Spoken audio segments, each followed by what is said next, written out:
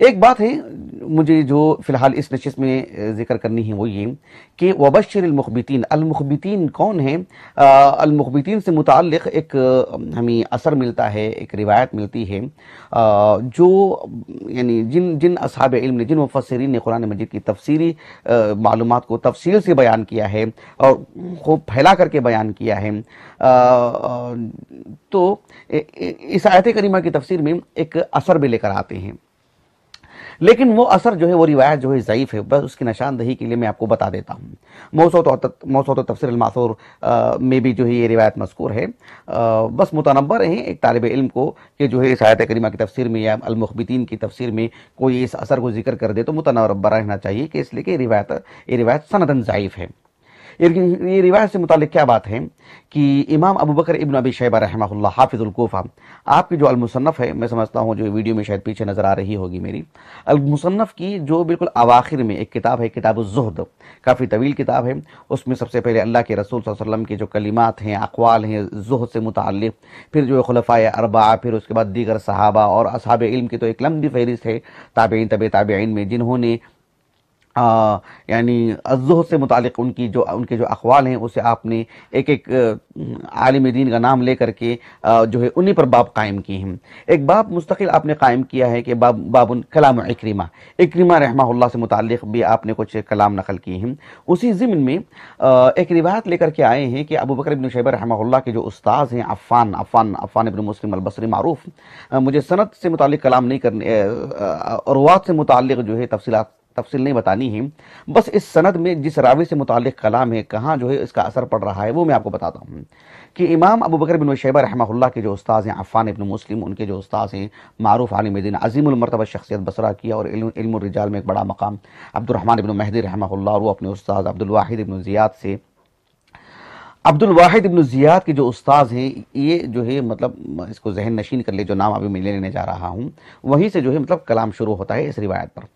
عبد الواحد ابن زیاد کے جو استاذ ہیں ان کا نام ہے عبداللہ ابن الربیع ابن خثیم، عبداللہ ابن الربیع ابن خثیم، یہ ان کا نام ہے۔ عبداللہ ابن الربیع ابن خثیم یہ روایت کرتے ہیں ابو عبیدہ سے۔ ابو عبیدہ کون ہیں؟ عبداللہ بن مسعود رضی اللہ عنہ کے فرزند ہیں۔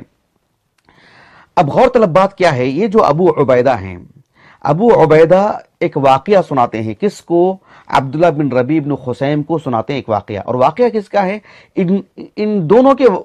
والد کا ہے، یعنی ابو عبیدہ کے والد ہیں عبداللہ بن مسعود اور عبداللہ بن ربیع بن خثیم کے والد ہیں ربیع بن خثیم، تو گویا کہ دو فرزندان ملے ہوئے ہیں اور دونوں اپنے اپنے والد کا قصہ جو ہے سنا رہے ہیں، یہ بات ہے۔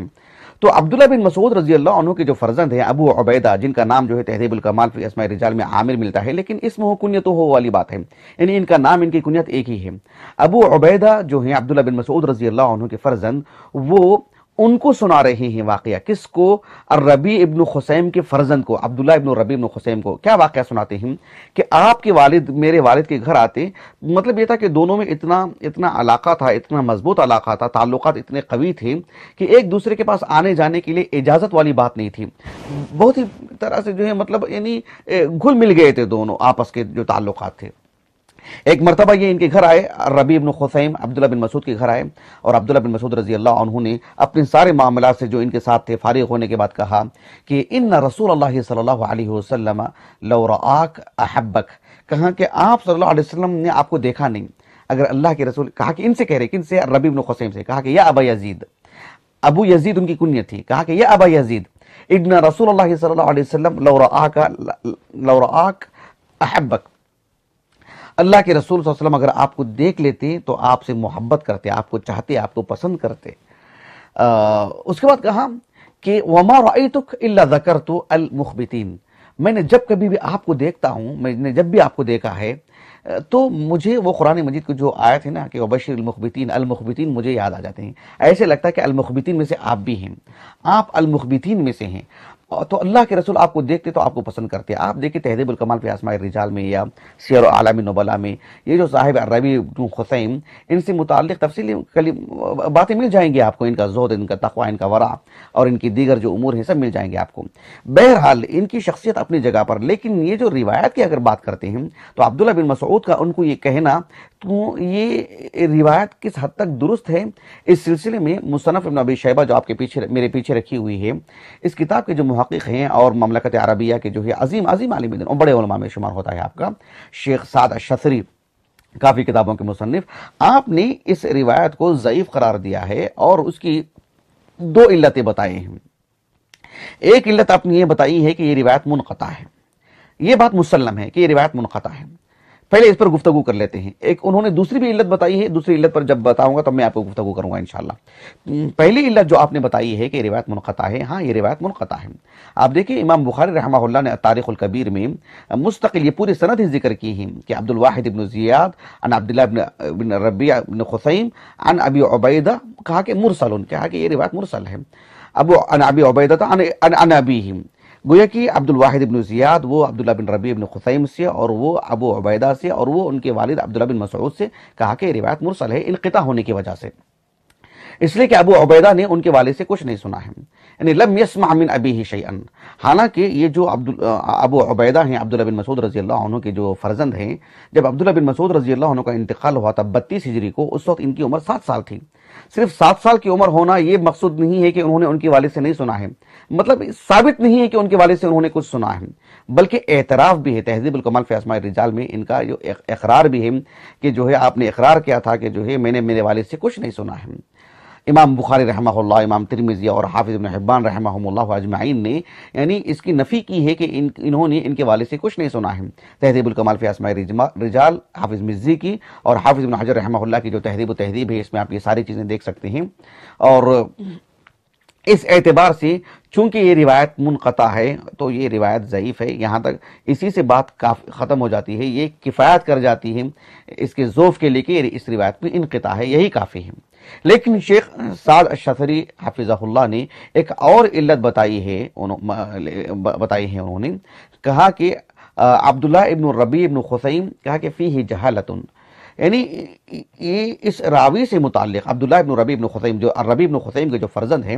ان سے متعلق گویا کہ ایک یعنی ہلکے پھلکے انداز میں اس راوی کو آپ نے مجہول قرار دیا ہے. حالانکہ یعنی فیہ جہالت، اس میں ایک طرح کا تلطف ہے. اس کے باوجود بھی میں آپ کو بتا رہا ہوں کہ حافظ ابن حجر رحمہ اللہ نے یعنی ان کو ثقہ کہا ہے تقریب التہذیب میں. اور جس بنیاد پر آپ نے ثقہ کہا ہے وہ یہ کہ حافظ مزی رحمہ اللہ نے حافظ ابن حبان رحمہ اللہ کے حوالے سے کہا کہ آپ نے اپنے الثقات میں ان کو ذکر کیے ہیں. الثقات میرے پاس ہی موجود ہے، میں نے دیکھا اس میں الحمدللہ. ساتھ میں حافظ ابن حجر رحمہ اللہ نے تہذیب و تہذیب میں معرفت الثقات، وہ تو ہمارے پاس نہیں ہے، شاملہ میں موجود ہے، اس میں احمد ابن عبداللہ العجلی رحمہ اللہ کے حوالے سے لکھا کہ آپ نے کہا کہ کوفی ثقۃ. تو اسی بنیاد پر یعنی حافظ ابن حجر رحمہ اللہ نے ان کو ثقہ کہا ہے تقریب التہذیب میں. یہ جو راوی ہیں عبداللہ بن ربیع ابن خثیم، یہ کتب ستہ کے روات میں سے نہیں ہیں، لیکن کتب ستہ کے جو مؤلفین ہیں ان کی جو دیگر کتابوں کو کتب ستہ کے ساتھ جو الحاق کیا گیا، جو ملحق کتابیں ہیں، ان میں امام ابو داؤد رحمہ اللہ کے السنن کے ساتھ آپ کی ایک کتاب ہے کتاب القدر، تو اس کتاب کی روات میں سے ہیں. اسی لیے ابن حجر رحمہ اللہ نے کہا کہ ثقۃ روا لہ ابو داؤد فی القدر، یعنی فی کتابہ القدر فقط، ایسے آپ نے لکھا ہے. یہ حافظ ابن حجر رحمہ اللہ کے پاس جو 12 طبقات ہیں اس اعتبار سے 6ویں طبقے کی ہیں، من السادسہ کہا آپ نے، یعنی جو صغار تابعین کی جن روات نے معاصرت کی ہے ان روات میں سے آپ کا جو ہے اس طبقے سے آپ تعلق رکھتے ہیں. بہرحال یہ طبقے کی بات ہے، لیکن درجے کی بات کرتے ہیں تو ابن حجر رحمہ اللہ نے آپ کو ثقہ کہا ہے. تو اس اعتبار سے راوی کی جو مطلب مجہول ہونے کی جو بات ہے وہ بہرحال یعنی مرجو ہے، واللہ اعلم. لیکن روایت فی نفسی ہی ضعیف ہے، جیسا کہ شیخ سعد الشثری نے کہا، اور اس کی جو پہلی علت آپ نے بتائی کہ علیہ انقطاع، تو یقیناً یہ روایت منقطع ہے، اس وجہ سے روایت سندن ضعیف ہے.